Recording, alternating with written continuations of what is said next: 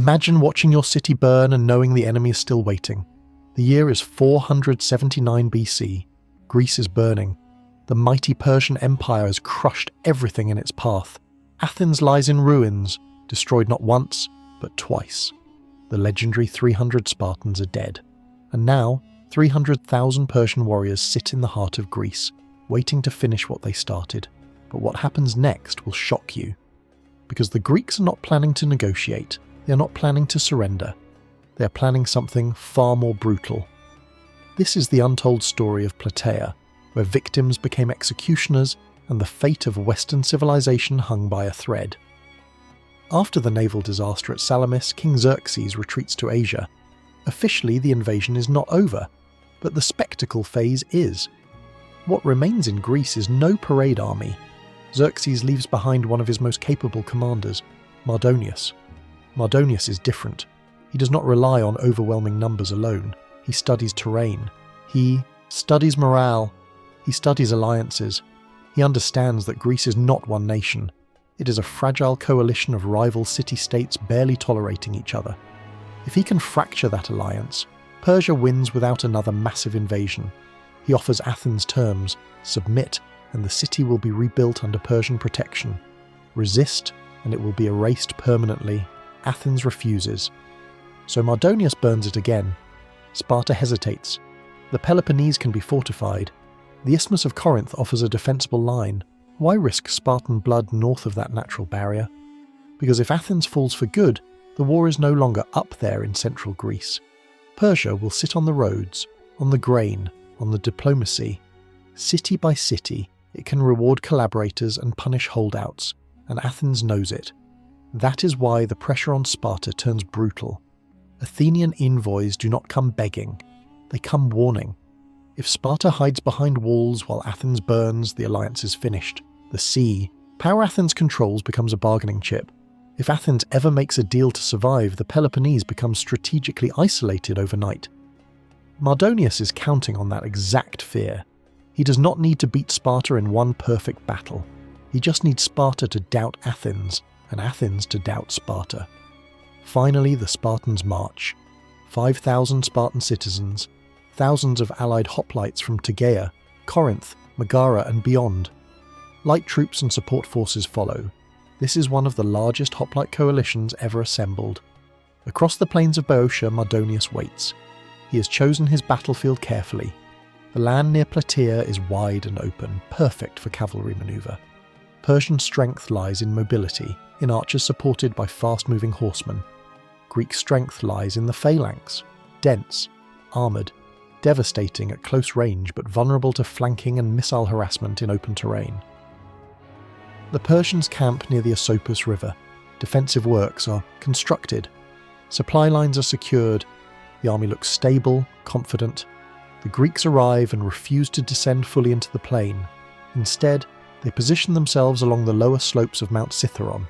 High ground restricts cavalry momentum. Uneven terrain complicates flanking, and so begins a silent duel. Days pass, no heroic clash, only pressure. Persian cavalry rides forward repeatedly, loosing arrows into Greek lines before retreating out of reach. Dust rises. Bronze shields ring with impact. Small casualties accumulate. It is not decisive, but it is exhausting. Under the late summer sun, bronze armour becomes unbearable. Sweat pools beneath cuirasses. Throats dry. Water becomes more valuable than courage. Then comes the first psychological rupture. During a cavalry engagement, a high-ranking Persian commander, Mecistius, is unhorsed. The Greeks swarm him. He fights fiercely but is killed. His ornate armour and status make his body instantly recognisable. The Persians attempt to recover it. They fail. For the Greek army, this is proof that the Persian elite are not invincible. For Mardonius, it is a warning. He shifts strategy. If he cannot break them by intimidation, he will break them by logistics. Persian cavalry moves beyond simple harassment. They begin targeting Greek supply convoys moving through mountain passes. Wagons are intercepted, oxen slaughtered, drivers killed. Grain never reaches the front. Now the Greek coalition faces a new enemy: scarcity. Food dwindles. Water becomes critical. The Greeks rely on springs near their defensive position. Persian harassment makes access dangerous. Cavalry patrols threaten anyone moving toward open ground. Some sources describe the spring being deliberately fouled or trampled, turning clear water into mud. Whether by contamination or constant disruption, the result is the same. Thirst spreads. Inside the coalition camp, arguments intensify. Some commanders demand immediate battle, better to charge, then slowly dehydrate. Others argue for repositioning toward more secure water access. Retreat, however, risks appearing like defeat. And in a coalition army, perception can be fatal. Pausanias, the Spartan commander, faces a decision that could end Greece: stay and weaken, or move and risk chaos. He chooses movement. Under cover of darkness, the Greek forces will reposition to stronger ground closer to water. The plan is logical. Execution is not. Because at night, fear does not stay quiet. Orders travel from mouth to mouth and change shape with every retelling.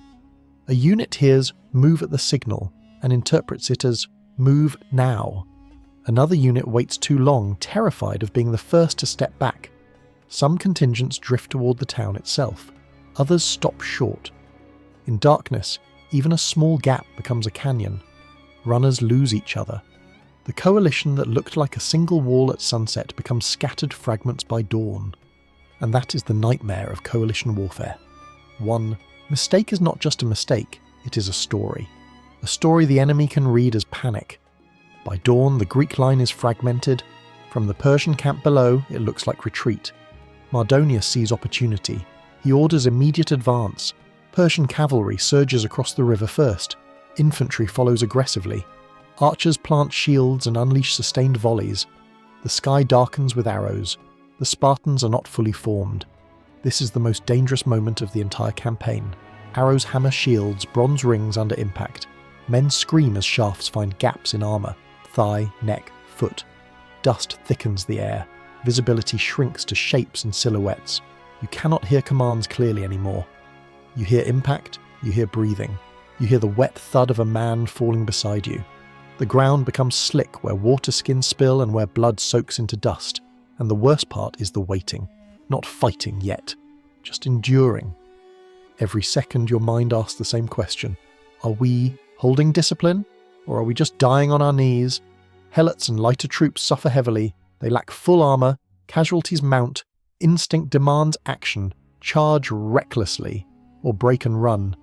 Pausanias does neither. He orders the line to hold. Spartans kneel behind locked shields. Formation compresses. Discipline overrides fear. Arrows continue to fall. Minutes feel like hours. The Persians interpret stillness as weakness and close distance. Then the Spartan formation stabilizes. Shields lock completely. Spears lower in unison. The phalanx advances. Slowly at first, then with gathering momentum. And when it finally moves, it moves like something inhuman. Not a group of men, but a single engine. The front rank does not sprint. It pushes. The men behind do not watch. They add weight. The sound changes from arrows and panic to wood grinding against wood, bronze scraping bronze, feet stepping in the same rhythm. Persian wicker shields fold like paper. Archers stumble backward. The line does not chase individuals. It consumes space. When impact comes, it is not cinematic. It is crushing. Wicker shields protecting Persian archers splinter instantly under concentrated mass. Persian infantry fights desperately, grabbing spear shafts, slashing at exposed joints, attempting to disrupt the advancing wall. But the phalanx functions as a machine. Shield overlaps shield. Weight reinforces weight. Each step compresses Persian space. This is Othismos, the pushing match. Not elegant swordplay, not duels, pressure, breath, grinding force. Men fall not from clean cuts, but from suffocation and compression. At the Persian centre stands Mardonius on horseback, surrounded by elite guards. His visibility anchors morale. As long as he stands, the army believes. The Spartans recognize this. They drive toward him deliberately. The circle tightens. Persian guards fight with ferocity. Bodies accumulate around the commander. Dust and blood mix into mud beneath trampling feet. Then, Mardonius falls. Whether struck by spear or crushed in chaos, the effect is immediate. The Persian centre falters. Without visible leadership, cohesion evaporates. Units that moments before fought bravely now hesitate. Hesitation spreads. Formation collapses from the inside out. Some contingents attempt organised withdrawal, others break entirely. Retreat becomes rout. Thousands flee toward the fortified Persian camp near the river. The camp becomes confinement. Greek forces pursue relentlessly. Defensive works slow them briefly, but breaches are forced. Inside, resistance disintegrates into chaos. The confined space amplifies panic. Organised defence becomes impossible. One Persian contingent under Artabazus withdraws early enough to preserve part of the army. But the main invasion force in Greece collapses irreversibly. On the same day, across the Aegean, Greek forces attack Persian positions at Mycale. Persian naval dominance in the region disintegrates. The invasion ends, but victory reshapes Greece permanently. Athens rebuilds rapidly. The wartime alliance evolves into the Delian League.